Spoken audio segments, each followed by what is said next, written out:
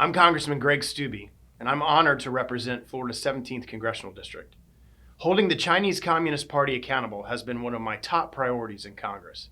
The Chinese Communist Party is one of the leading human rights violators in the world, and organ harvesting is only one example of their egregious crimes. Just months ago, our Director of National Intelligence stated that China is national security threat number one.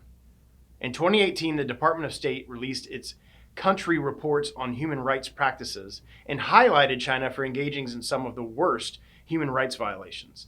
In addition to openly spying on their citizens, the Chinese government has over 1 million Uyghur Muslims in concentration camps in China's Xinjiang province. It is here that many organs are harvested from their prisoners and sold to the black market. This is an atrocious example of religious persecution, and one of the many reasons why our country needs to be tough on China. Last Congress, I introduced a resolution condemning the United Nations' decision to appoint China a seat on its Human Rights Council and demanded serious reform if the United States is going to remain in the United Nations and provide funding to countries that ignore basic human rights. I also signed on to legislation to promote and protect religious freedom domestically. I joined my colleagues in sending a letter to former Attorney General Barr, urging him to support rolling back unreasonable restrictions on religious worship during COVID-19.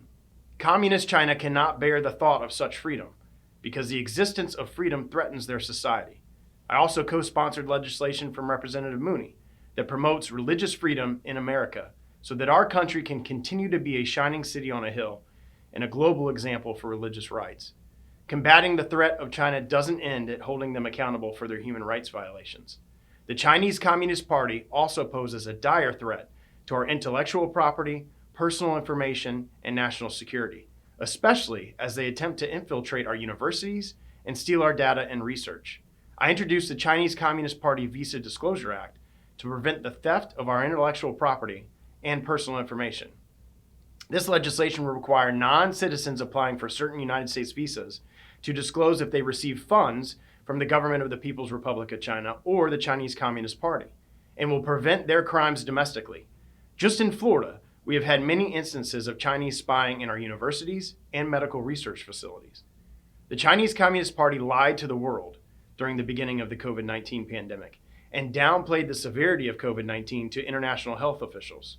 If Communist China had been transparent about COVID-19, then hundreds of thousands of lives nationally and millions of lives worldwide could have been saved.